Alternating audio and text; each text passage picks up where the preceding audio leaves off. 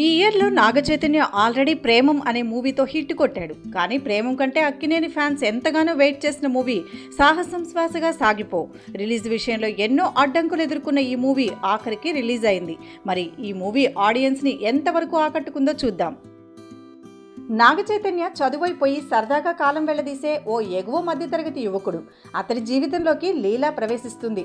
కన్యాకుమారికి road trip పై వెళ్లాలన్న తన కలను లీలాతో కలిసి నాగచైతన్య నెరవేర్చుకునే ప్రయత్నం చేస్తాడు. అయితే ఆ రోడ్ ట్రిప్లో వీళ్ళకి ఎలాంటి అడ్డంకులు ఎదురయ్యాయి అనేది మిగిలిన స్టోరీ. రెహమాన్ మ్యూజిక్ ఈ మూవీకి చాలా ప్లస్ అయింది. అలాగే సాంగ్స్ కూడా విజువల్స్ సూపర్గా ఉన్నాయి. వెళ్ళిపోమాకే తాను నేను అనే సాంగ్ ప్రేక్షకులకు గుర్తుండిపోతుంది. ఇక మూవీకి ఆంటోనీ చేసిన ఎడిటింగ్ పర్వాలేదనిపించింది. కొన్ని సీన్స్ మాత్రం బాగానే క్రిస్పీగా చేశాడు. నాగచైతన్య ఎప్పట్లాగే లవర్ బాయ్గా హ్యాండ్సమ్ లుక్లో మెస్మరైజ్ చేశాడు.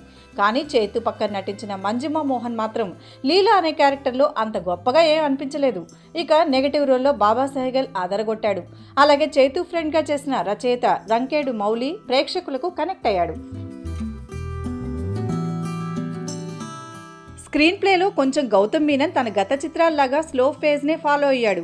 డైరెక్షన్లో మాత్రం మూవీ స్టార్టింగ్ నుంచి మంచి క్వాలిటీ మెయింటైన్ చేస్తూ వచ్చాడు గౌతమ్ మీనన్. గౌతమ్ మీనన్ నుంచి మరొక మంచి రొమాంటిక్ థ్రిల్లర్ మూవీ వచ్చిందని చెప్పొచ్చు.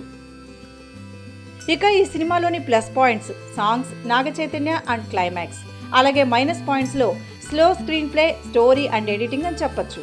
ఓవరాల్గా మూవీని చూస్తే ఫస్ట్ హాఫ్ రొమాంటిక్గా, సెకండ్ హాఫ్ యాక్షన్ థ్రిల్లర్గా సాగిన ఈ మూవీ మల్టీప్లెక్స్ ఆడియన్స్కే పరిమితం అవ్వడం ఖాయం.